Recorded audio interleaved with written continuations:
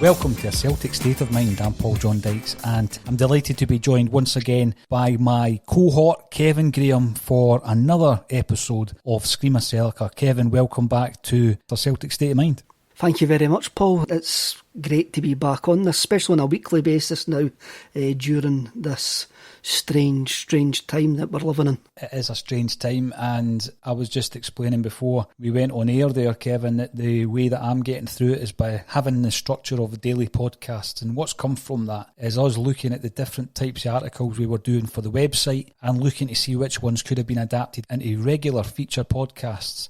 The obvious one with Screamacelica, and I really enjoy every episode where you might text me a day or two before just to say this is the album we're doing, and then obviously it's a case of having a look back at what Celtic were doing around about that time.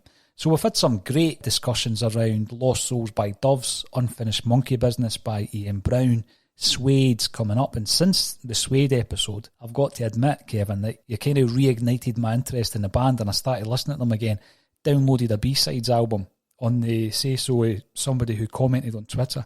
So it does that thing to you where you backtrack, doesn't it? Definitely. I did listen to the Nick Cave track that you sent me, and brilliant. Wow, just wow.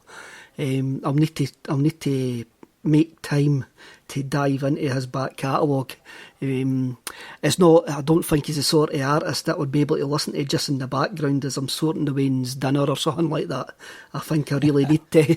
I think I really need to sit in a darkened room, headphones on, and immerse myself in Mr. Cave. Oh yes, it definitely deserves some investment in his back catalogue. I think I text you that particular song, not to sound morbid, but it'd be my funeral song. You know, it's just incredible. It's like a hymn. Brilliant. So yeah, make sure you do that. Make sure you delve in. This week, we are looking at music that I don't think would be suitable for funeral music, or perhaps it would.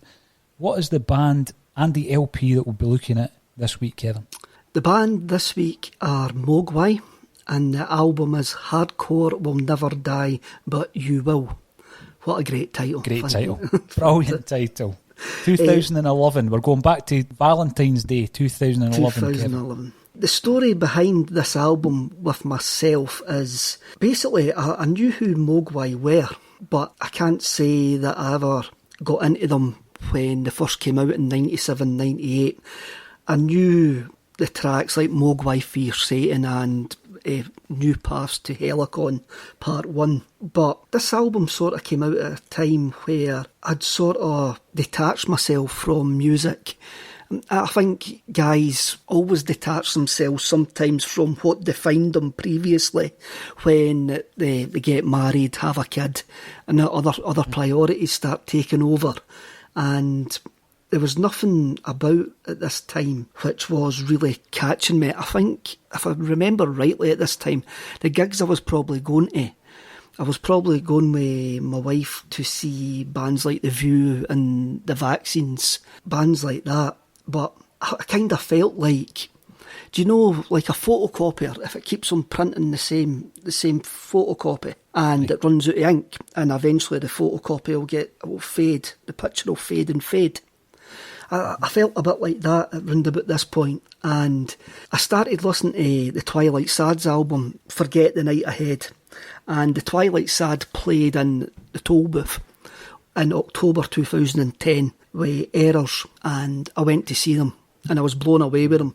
So when I started looking more into the Twilight Sad, obviously, Mogwai's name kept on coming up quite a bit. So Mogwai were playing the Toll Booth in Stirling in January 2011, and it was to promote this album. And I went to see them, and I wanted to be challenged. I didn't want to, I mentioned just earlier on that sometimes you've got to immerse yourself, sometimes you've got to let yourself get taken by something, and they definitely done it that night. It was great. And I think they played virtually the whole Hardcore Will Never Die But You Will, and I loved it. I really did love it. And from that point, that album came out about a month later. I bought the album and I listened to it non-stop, along with dipping in and out of their back catalogue. What I would probably say is the reason that I never got investigated them before was maybe it was a bit hard work for me, and the stuff that I was maybe listening to was more accessible, and I like lyrics, and I maybe didn't believe in the power of instrumental music that wasn't electronic, but my opinion has went full circle on that now. Some of the songs on that album are really euphoric, there's some of them that are really riff heavy, but all of them have got melody lines which build up, worm their way into your head, and you can feel yourself, you can actually be humming them for days, which is maybe not what they were actually going for, but sometimes it does actually work like that, for me anyway. The first song on the album, White Noise, it's got that sort of offbeat, sounds slightly out of time, but also sounds full of hope. Then you've got like the Krautrock, a Mexican Grand Prix, then the full out riff, almost Led Zeppelin or Rano Pano. Then, to end an album with a song called You're Lionel Richie is it's just brilliant. And even like their song titles, we mentioned the album title, but there's a song on Hardcore Will Never Die But You Will called George Square Thatcher Death Party, which, letters to the Metro. I wanted an invite to that party. And, when you see that, you think to yourself, right, even if I hadn't heard of the band by then, I would have been a fan. I would have sought out the album, that's for sure, Kevin. This is an album that I didn't realise they had played the Toll Booth early doors in 2011. That's obviously where you and I were regularly recording a Celtic State of Mind up until the lockdown. That would have been an incredible gig that night, I'm sure. It was, I believe that there was only 150 tickets, maybe. It was powerful as what you can get in that sort of small venue, And it was a bit like when I did see the Twilight Sad there. The Twilight Sad were quite noisy and quite challenging as well. And I was like, wait a minute, there's something here. There's something that I've dismissed before that I need to go back and check out. And I'm extremely glad that I did go back and check it out. Mogwai are now one of my favourite bands. I'm currently I'm trying to write under the lockdown, but I've got a 2-year-old who's getting to the absolute mentalist stage, and it's becoming extremely difficult. But I love listening to Mogwai when I'm trying to write. It's so emotional. Yeah. There's a structure. Even if I'm writing like spoken word bits, Mogwai songs have got a structure, and sometimes I try to work poems to Mogwai structures. Not to sound like Mogwai, not to actually recite across Mogwai songs, but I try to get the feeling, the depth of emotion that sometimes that Mogwai can get. So yeah, I've also got an idea in my head that I'm going to write a book of poetry just using Mogwai song titles. I think. Like it. I like it. I've actually scribbled down a couple of ideas of how I would do it. So that maybe see the light of day at one point. I like the concept. I do like the concept. I do remember reading an article once where Ian Brown spoke about writing lyrics to the backward tracks. So they would have an instrumental or even a song they'd already recorded, and when they played it backwards, he heard melodies coming out of the backward track, and he would write songs and melodies around that. So I do like the concept of utilising or using the influence of other existing art to create something new.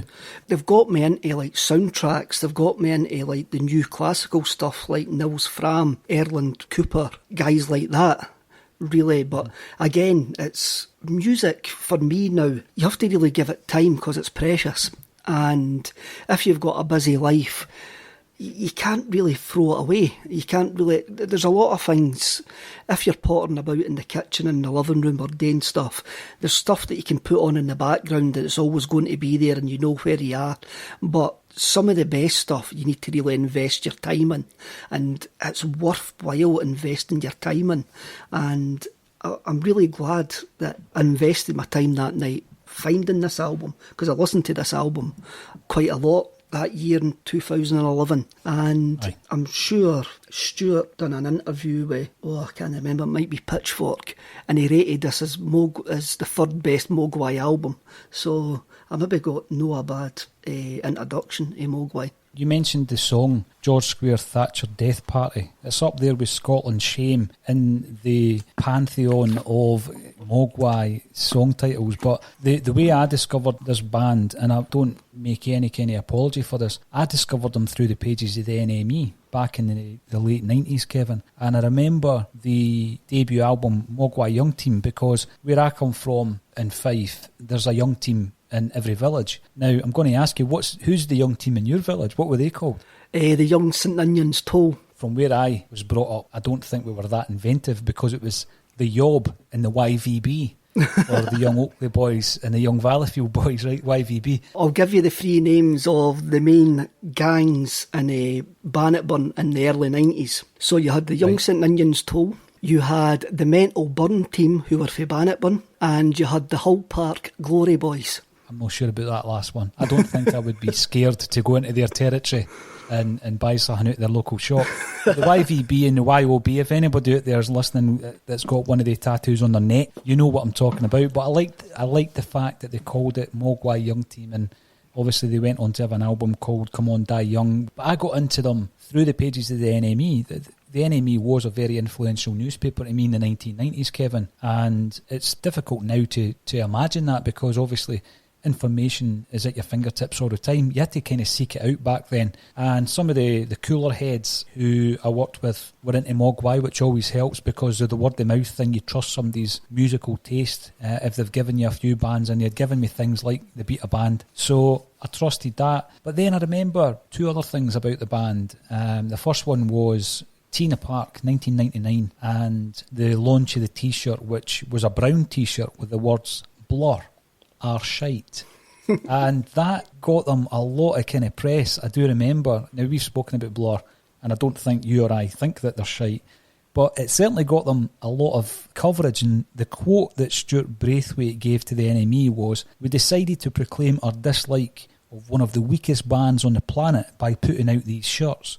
We sold out in one day, and Super Furry Animals and Pavement have put in an order for more." What I would have done, and obviously I wasn't a headliner in a band at that time, I would have worn one of the T-shirts. If I was Damon Albarn, I would have taken to the stage wearing a Mogwai T-shirt. Would you know? I remember Alex James did that with the Oasis one on Top of the Pops. Is that not the greatest response to such a stunt? I'm sure if he could have got one, he maybe would have. Or if he had, if he was that way inclined. I think, I do remember Mogwai. I mean, I was a religious reader of the NME, and I do remember reading about their live reviews and seeing them in the pages of the NME with Celtic tops and with Henrik Larsson scarves across their amplifiers and stuff like that, and that always kind of piqued my interest. And the first song I ever heard from them was on an NME tape. I did like it, I really did like it, but again, it's what you're kicking about doing at the time, who you're with. And if Mogwai's not really coming on, if you haven't really got that, what could I say, will, or to give it your full attention, then you're not going to. And I'm extremely glad that I waited till I was older to appreciate it, because I didn't think I would have appreciated, maybe didn't appreciate it, I probably didn't appreciate it when I was in 97, 98, 99, 2000. I probably wouldn't have appreciated it. And I'm quite glad I waited the 11 years and 7 albums deep before I actually did start appreciating what Mogwai could bring to my musical culture. And I'm extremely glad that they're now a big part of my musical diet. And the thing is, sometimes you're just not ready for it, Kevin. As you say, you're in a different state of mind. And you mentioned the kind of Celtic connection as well. I do remember seeing the band on the front of the NME, and there was a Celtic strip underneath one of their jerseys, and I thought, I wish you had just had the picture with the Celtic top on. And then I seen the video that they did which we've mentioned on a Celtic State of Mind before, called Dial Revenge, that was written by Stuart Braithwaite and Gruff Rhys from Super Furry Animals, and the link between the two bands, and obviously Mogwai, they're mutual friends. Mogwai, Super Furry Animals' mutual friend was Michael Brennan, who was the sound engineer, the live sound guy for both bands, and he certainly produced the Super Furry Animals album, Gorilla, and he got them together for this single, and I do remember the video that got a lot of airplay on AM2 as it was at the time with the Celtic scarf, and I just, straight away, they've got your buy-in when they're writing songs called things like George Square, Thatcher, Death Party, Scotland's Shame, and they're bouncing about with Celtic scarves. You're always going to like that band. It's never going to be in question. Also, the other place where I would hear Mogwai on a weekly basis was the Celtic Underground pod, because they used a Mogwai track to end with for years. I wonder if they paid royalties for it. PRS.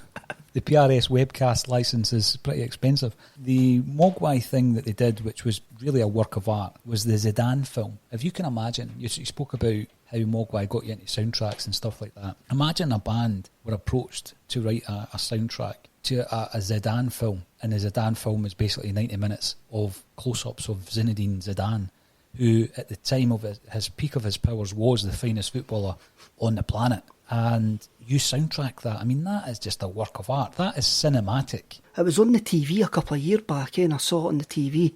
That was really before that I got into Mogwai, but I did watch it when it was on the TV, and I've seen it a couple of times since then, and it's absolutely beautiful. As you say, it's a work of art. Zidane was a work of art, and Mogwai they give it the texture and the depth that it requires, and it's an amazing piece of work. And again, that's probably something I wouldn't have listened to 10 years ago. And that's the thing, because it's challenging you and it's challenging your perception of film and music. Then you are prepared to then invest in 90 minutes of a French documentary because Mogwai are involved in it. And that's where music and football and any sort of art should actually take you. If things come too easy to you, then I think you won't remember them. But if you have to invest in stuff, and especially at these times, you have to find something worth investing in. And once you find it, it makes it all worthwhile, because our time is squeezed even though we're in lockdown at this precise moment in time. I mean, I'm still finding the hours disappearing, and I'm going, where are the actual days going? And so you still need to give yourself that little breathing space, and the things that you have to invest in are the things that have longevity, for me anyway. And once you're in, you're in with a band like Mogwai. It's not something that you dip your toe in and then you just don't bother with for 3 albums. You're in, and that's you. You're not getting back out. You're into them, for the rest of your musical listening days. Now, a couple of questions for you, Kevin. On the back of the Zidane movie, because the concept of that it's artistic, it's brilliant. It's the type of thing that's going to win awards. Before you've even looked at it, it's got you hooked, the whole concept of it. You're looking at Zidane. I don't want you to compare a Celtic player to Zidane, but let's talk about a Celtic midfield player who played like an artist in your lifetime. Who would it be? Paul McStay. If there was a documentary called McStay and the 90-minute soundtrack was to be composed, who would it be composed by? You could only go for Mogwai because of what they've done with the Zidane ones, and also because they've got a Celtic State of Mind. They would get it. It's a rhetorical question. You never know, maybe we will move into making further documentaries, but I like your answer. The second question is, we had a discussion on Twitter during the week about football teams who had kind of one-off sponsors, and I remember, for example, Cardiff City had the Super Furry Animals, and it was their logo on their jerseys, and as someone who has no interest whatsoever in Cardiff City, I would have bought that jersey because I was such a big Super Furry Animals fan. Other ones that I managed to get my hands on were things like Ian Brown, who sponsored a local team. You then had Mogwai, and Mogwai sponsored St Roch Primary School. So if a band was to sponsor Celtic, what band would that be? Oh, I can't you were going to ask that. I can't where that question was gone there. A band to sponsor Celtic. And didn't say the Wolf Tones, right? Oh, I wasn't going to. The band to sponsor Celtic. Want to know something? Right, this is a completely rhetorical answer to this. Obviously, we can't have Mogwai because that's out the question, and I've already answered Mogwai as one.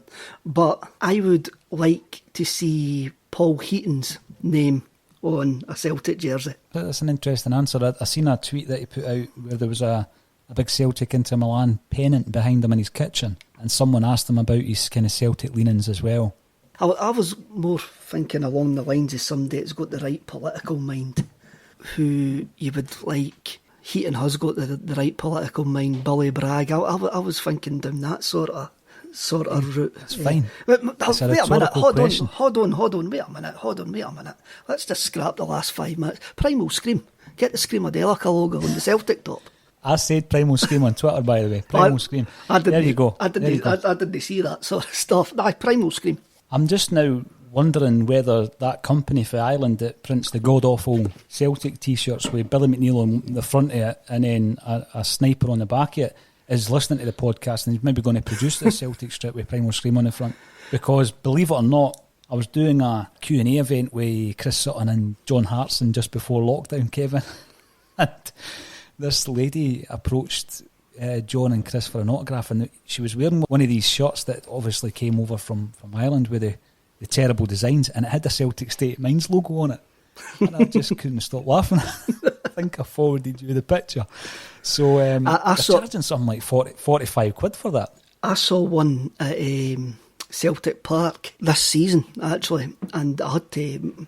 My cousin Scott sits next to me, so I had to hit him. And I went, Scott, have a look at that guy who's making the Tarzan noises across there. Have a look at his top that he had on.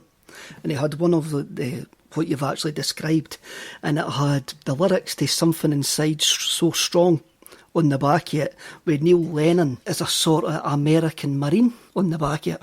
Kevin, it's ridiculous. I mean, listen, for anybody who's listening, a Celtic State of Mind has no affiliation with the company that's printing them, whoever they are. We're not taking legal action. The only shirt that Axom appears on at the moment is the Celtic Greats, who we sponsor. And it's actually great to see Axom on the green and white hoops. But let's take it as flattery, Kevin.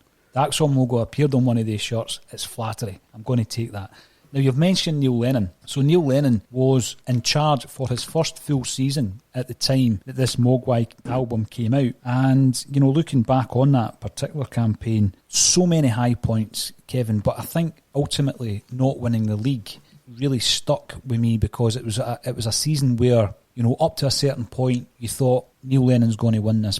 And I want to just talk to you about the moments of that season because it was about so much more. Neil Lennon takes over from Tony Mowbray near the end of the previous season. This is his first full season in charge. There's a complete makeover required because of the poor state that team was in when he took over them. He managed, during that period obviously, there was at the end of the previous season, there was the Ross County debacle. And many were doubting whether or not he should have got the manager's job. At the time, as I am now, I was in the Neil Lennon camp. We didn't do a podcast back then, but if you and I were discussing it at the time, I was all for Neil Lennon taking on the job, and he did. So let's have a wee chat about his first season in charge. I do remember, just as a point, Ross County, if you check the stats or the fixtures, back then were playing Dunfermline the week before the game against Celtic in the Scottish Cup. Neil Lennon was at East End Park because I seen him in the main stand, and he left at half-time. He had seen enough, and obviously Ross County went out and done what they'd done. So the next season, there was a complete makeover required on that side. It was a lot more to do with attitude than anything else, I think. And he did instill that in the Celtic side. Some of the high points for me, the birth of the Bruni would be a massive high point for me. You know, I spoke to Declan last week about Scott Brown's impact over the treble era. And we spoke about how it was a difficult start. At that moment where he scored that goal and turned round to El Hadji's youth, I think at that particular moment, the whole Celtic support was behind him. That season was definitely the season where he became a major player with Celtic, and a lot of that's probably going down to Neil Lennon. What you mentioned the Ross County game, and I remember Neil Lennon's reaction to the Ross County game probably got him the job because he was fuming. He was absolutely incredulous with rage after that game, and he says he actually spoke like a fan after that game. And okay, it was a risk. You're talking about, I think he would have been 38, 39 at the time. He had never managed before. And I think we saw that in the period August to December that season. I mean, you remember we got put out with Braga in the Champions League, and then we got absolutely hammered of Utrecht in the Europa League playoff as well. So we had no European football. It was a time as well where the attendances in Scottish football were terrible.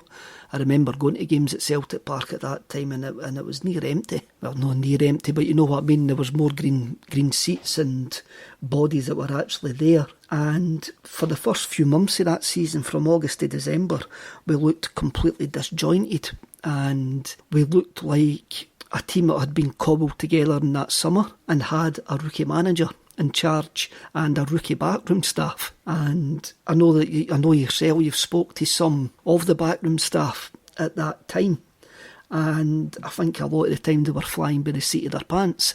And there was stuff that happened in the changing room which wasn't for the best for the team. And as Neil Lennon, Alan Thompson, Johan Mialby found their feet as managers and assistant managers respectively. But do you remember that December, Paul? It was absolutely freezing.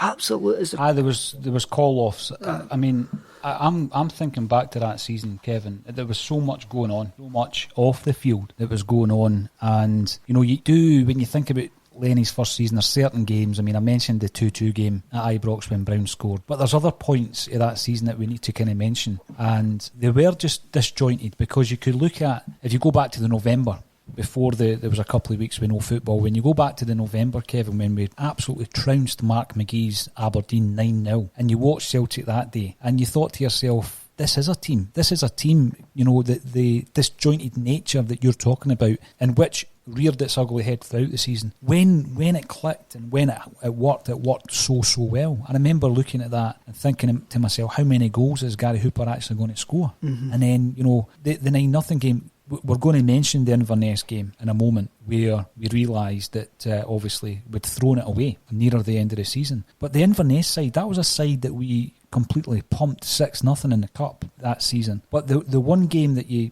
tend to forget about is the 2H game at Celtic Park, where we were 2-0 up against Inverness. Mm-hmm. That was in the wake of the scandal of obviously the referees telling lies, and, you know, the big cover up. And what followed that, it was the Hugh Dallas scandal. Where, you know, the head of the referees is basically sending inappropriate emails in relation to the Pope and child abuse, etc. And that was a man who was the head of referees, and that was all happening at the same time, and Celtic fans constantly being cried paranoid. But this actually happened, and the events of the Dundee United game, where there was a cover-up, you know, and it's not paranoia, it was factual, and that was all going in the background. But the 2-2 game at Celtic Park against Inverness, Cally Thistle, was a game that, when you look at it, Kevin, that was 2 points dropped when we were 2-0 up. And obviously the game that we'll go on to talk about is the one that you remember up at Inverness, when Neil Lennon's kicking the water bottles because he realises we've chucked the league. Aye, the Inverness, I remember the 2H game at Celtic Park. I also remember Lennon went into the New Year derby game basically under severe pressure. He had failed to win any big game. We were behind in the league, albeit we had games in hand. But there was real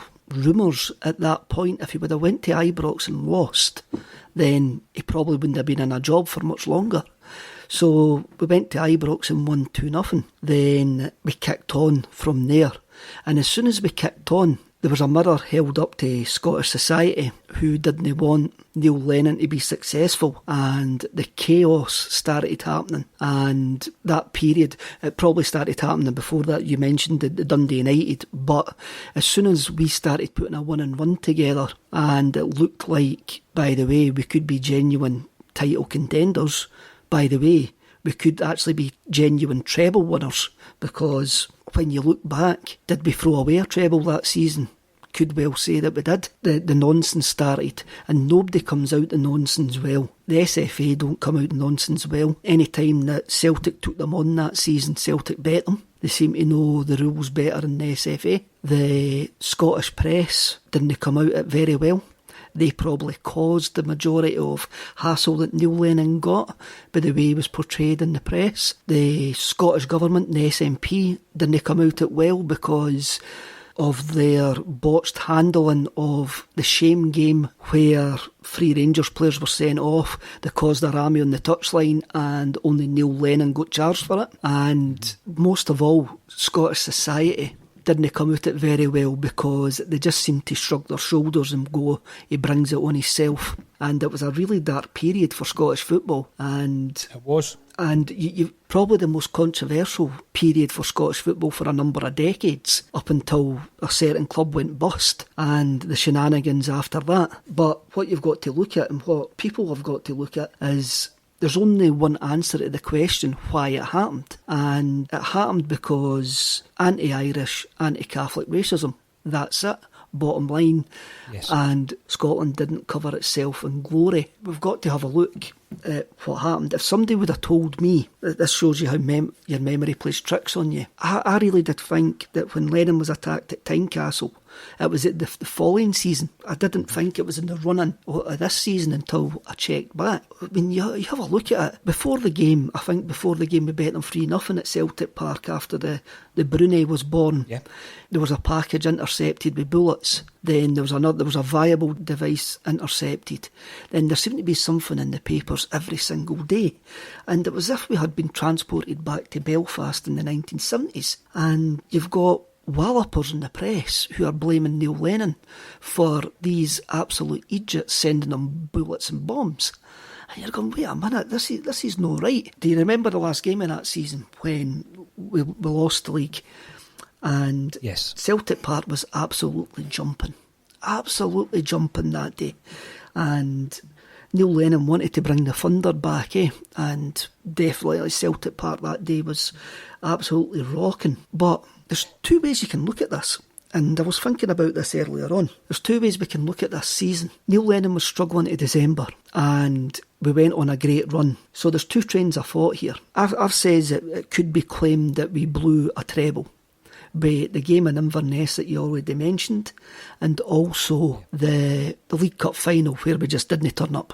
Just didn't turn up that game at all. So we ended up winning the Scottish Cup. We chucked away the league. We had an 8-point lead at one point in the league, even though Rangers had 2 games in hand. We threw that away. So there's 2 questions that the Celtic support need to ask themselves. Did Neil Lennon get another season because of what happened off the field? Or did Neil Lennon get another season because he believed in his abilities as a football manager to turn that team into a championship winning side? And it's a difficult question to answer because there's merits in both arguments. You know there is, and what you've mentioned there, talking about the off-the-field issues that Neil Lennon more than anyone faced, but obviously Paddy McCourt and Niall McGinn also received threats through the post. The fact that there were parcels intercepted that were due to be sent to both McGinn and Paddy McCourt, and McCourt uttered the immortal line to me when I asked him about it. Were you worried, Paddy? Were you worried about when Celtic pulled you in and the head of the police was there to tell you about the threat to your life? And he says, no, because where I'm from,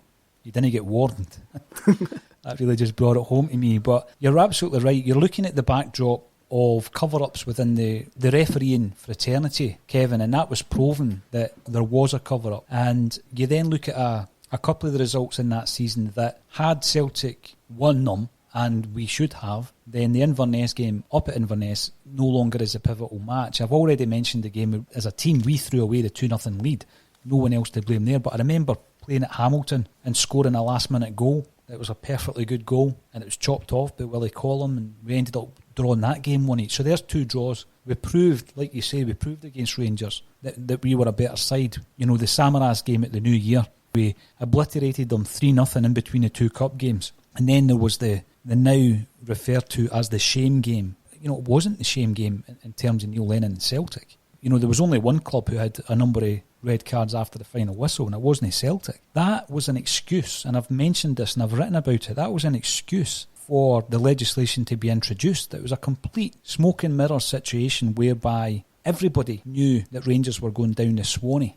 Now, those in the highest echelons, now, when you're talking about the highest echelons of Scottish society in relation to Celtic and Rangers, a full house at Celtic Park or a full house at Ibrox is worth £1 million to the Scottish economy. So this is something that the government is interested in. They've got a vested interest in it. And so do the police, because it's worth a lot of money to the police to police the two big Glasgow clubs. Now, there was discussions leading up to this particular season where there was a possibility of looking at non-policed games, categorising the games so that it could be looked after by stewards that would be employed by the clubs. So if Rangers were to have gone bust, which we know they eventually did, Kevin, and the writing was on the wall, the Scottish police are looking at half of their policing budget for football events in Scotland disappearing overnight. So the only way they can actually rectify that is to justify their own existence at the games. And that's why the legislation was introduced. That wasn't something that was brought on by Neil Lennon and Alan McCoy's falling out on the sidelines. But Neil Lennon was the guy who was a scapegoat. And that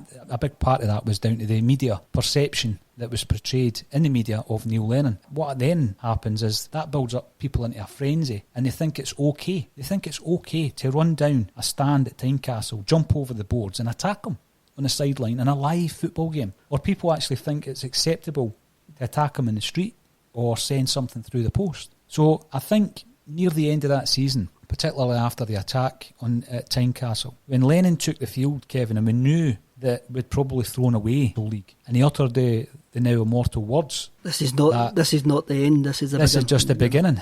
This is just the beginning. And the Celtic fans, to a man in the stadium that day, were 100% behind Neil Lennon. But it is an interesting question, and I think Peter Lawwell knew that there was so many different layers to Celtic's failure to win the league that season, and it wasn't just down to Neil Lennon. Yeah, he did make some mistakes, of course he did. But you would also be looking at a few of the other aspects of that team that Lennon brought out. For example, no one could get the tune out of Samaras that Neil Lennon could get out of him. He played his best football, arguably, of his career under Neil Lennon. And he showed that he could beat teams almost on his own if he was finely tuned to do so. And Lennon could get that out of him. He'd brought in Chris Commons pretty late in the season, and Commons had shown what he could do. And I think people like Peter Lawwell realised that Neil Lennon was a rookie, but that was maybe his bedding in period, and the following season we would see the real Neil Lennon, the real Celtic. He would have also been looking, like I just said there, about the government and the police authorities, looking at the situation at Ibrox, and he would have realised, Peter Lawwell and his cohorts would have realised, Kevin, that Rangers were going down to Swanee. So there would have been no point in Celtic changing their manager at that time. All the decisions that Celtic made were right. It's now shown to have been the right choice. That's a really good point that you make, that Celtic maybe knew that Rangers were going to be... that Rangers team that Lennon faced that season, and Walter Smith's last season in management, was expensively assembled with money that they had no intention of paying back. Yeah. So it's, as you say, it was proven to be the right decision for whatever reasons that decision was made. But I just can't help thinking that because there is still some Lennon doubters out there, whether people are looking back at that first season and are still judging Neil Lennon on that rookie season, that maiden season, and not looking at what he done after that. And it's a big job, first job in club management, to manage Celtic against a financially doped Rangers, and to face what you actually did face in that season, when it looked like, to put up with what you had to put up with that season, when it looked like he had the makings of being a half-decent manager and he was going to win the league. That's what it came down to. It came down to the fact that it looked like he was going to be success. This wee guy standing on the touchline, a Northern Irish Catholic who has been not liked in Scotland from the moment that he set foot in Scotland, was going to be a success, and that's what they couldn't handle. And it was under Neil Lennon that Rangers put themselves out of business. So Neil Lennon is someone that, I'm not a sycophant for Celtic or Lennon or anybody else, but he's somebody that I think I've shown quite a bit of support for on a Celtic State of Mind. And when you look back on that season, Kevin, it is a season of lost opportunities in many ways, but there was enough signs in there that he would go on to be the success that he went on to become. In terms of the music, we've already spoken about Mogwai. One thing I would mention is my brother and I My big brother, he's 11 months older than me. So for 6 days of the year, we're the same age. And in December, what we try to do is go to a gig. And that's like our joint birthday. And that year was Mogwai at the Barras. And I think another year I bumped into you, didn't I? Was at the SEC watching Mogwai. Is that right? Hydro. The Hydro. You bumped into me that night. I would say I was talking to the guy who designs their sleeves. Dave Thomas, the Welsh guy. I've got more art of Dave Thomas in my house than he's probably got in his own studio. Hey, listen, no, it's a good guy to know. I do remember you talking to him, and I think that was maybe 2 or 3 years ago, but 2011, I went to the Barrowlands, and it remains in my top 3 gigs of all time, seeing that band playing live. They were so powerful. But going back to what I said about my brother and I were the same age for 6 days every single year. So by the time that we're 62, Kevin will have been the same age for a whole year. But he'll still be a year older than me. So I can't figure that out. It's too much to take in. But other music around about that time, I remember being in love with the Bon Iver album. Was that one that you were into? At this time, I had a quick look at the albums that were out that year. And I must admit, a lot of them bypassed me. And I say that quite a lot on this podcast. At this time, I really started diving into the Mogwai back catalogue. I was heavily listening to the Twilight Sad album, Forget the Night Ahead. I started listening to Arab Strap. We mentioned this is when I got the Boards of Canada album as well. So music sort of this year went by me, really, apart from the Horrors album, Skyin'. I loved that album, and that would have been about it. I'm sure I did probably give Noel Gallagher's first solo album a decent listen to as well, but it never really stuck with me. What was your thoughts, or what have been your thoughts on the Noel Gallagher solo output? 3 albums he's released now, plus a series of EPs. I must admit, his last couple of stuff's been okay.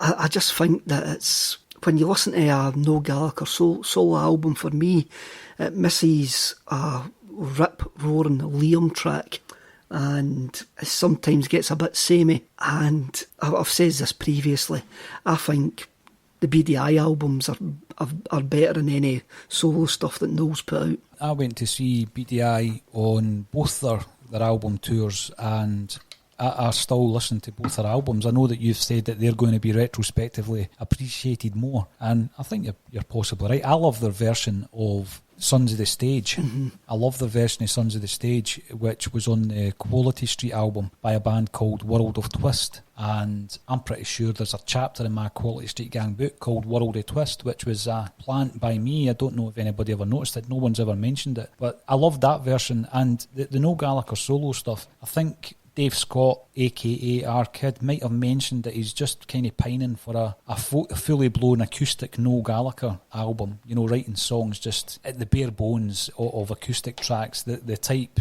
that we used to enjoy in Oasis B-sides and all that kind of stuff. Talk Tonight, Rocking Chair, The Master Plan, which obviously had a big orchestra and all that on it. But I think that's what Noel Gallagher does best. But Noel Gallagher is looking to maybe challenge himself and challenge his listeners by going down the route of working with certain producers, etc. But the thing with Noel is, in his Oasis days, he had already scrapped an album that was produced by Richard Fearless from Death in Vegas. And then I remember when he announced this album that we are talking about, he said it was going to be a dual album, and he was going to record and release an album with Amorphous Androgynous, and that was scrapped. So I think that on the one hand he likes to challenge his listeners, but on the other hand he doesn't want it to veer too far away from the Noel Gallagher script or the Noel Gallagher blueprint, you know, because that's 2 full albums that we're aware of that he scrapped with other producers. So I think I agree with Dave Scott in many ways. I wouldn't mind listening to just a stripped back acoustic album from Noel Gallagher, Kevin, but again, that's maybe because I fell in love with Oasis in 1994, perhaps, you know. But some of the other albums that came out that year, you've mentioned the Vaccines already. Arctic Monkeys, Suck It and See. You a big Arctic Monkeys fan? Yes and no. I liked the album after Suck It and See. Suck It and See didn't really do much for me, but I really liked AM, the one after that, and I loved their last one, the Tranquility Base Hotel and Casino. I liked those 2. Again, their first album, Whatever People Say I Am, That's What I'm Not, is a great album. Again, it's got fabulous energy for a debut album, But as I mentioned before, I was sort of just, nothing was sticking with me at that point, and favourite worst nightmare, humbug, then suck it and see, sort of bypass me. And obviously with the wonders of technology, you can always go back, Kevin. You know, it's one of the things that it's all about where you are in your kind of headspace when it comes to music for me, because I take music so seriously. You mentioned before about Mogwai, listening to Mogwai. I always listen to music when I'm working, and the Mogwai back catalogue is great for that. It doesn't interfere with what I'm doing. It's called the Mozart effect. Some people can work to music, some people can't. I definitely do. I write and everything with music in my earphones. So it's something I enjoy. Mogwai's a great band for it. But the other album I would mention, Kevin, I would give special mention to is a friend of mine called Edgar Summertyme Jones, who I've mentioned time and time again. I've been writing Edgar's autobiography since 2014. So a wee bit longer than I've been working on the Celtic Jersey book. But Edgar is a very prolific songwriter, musician from Liverpool. He's a genius. As you know he's a genius. But a lot of the listeners may not have listened to Edgar, and he's released various albums under various different guises. The album that came out this year was called Stormy Weather. The thing with Edgar Jones is that particular band toured Europe with Oasis. Noel Gallagher was a massive fan of Edgar, and that band was, you know, right down the Led Zeppelin kind of songwriting style. So you can listen to an Edgar Summertyme album and it's very, very much like relaxed, and you listen to soothing music for Stray Cats, for example, and then you listen to Stormy Weather and it's just two different genres of music, and that's what he can do because he's so gifted. So that album had actually been recorded quite a few years before, but it came out in 2011, and it's one of the ones you can pick up online via Viper Records. I think you could probably download it on Amazon. But Edgar Summertyme's currently working on his latest solo album, which he hopes will be out this year at some point. And we had him up, Kevin, didn't we, for an event a couple of Octobers ago up in Glasgow, and he just came up himself with his sound engineer, and he was astonishing. He was an astonishing artist, wasn't he? He's hypnotic. He drags you in. He can do any sort of, as you mentioned, styles. He's an extremely talented musician. I mean, it was only him and an acoustic guitar, and him, an acoustic guitar and an array of pedals. And he's a genuinely nice person who had a great blether to him. He had a 1980s Everton Holdall, which I'm sure could probably have told many a story of nights with Paul Weller on tour with Oasis, stuff like that. And he just seems to be one of these guys who, will he ever get the credit that he deserves? He's also one of these magical musicians that Liverpool seems to throw up, who always just stay on the right side of the mainstream, on the wrong side of the mainstream, depending on what way you look at it. But I look forward to hearing what he's doing now. And as you say, he's got an incredible back catalogue, and anybody could ever harness that back catalogue.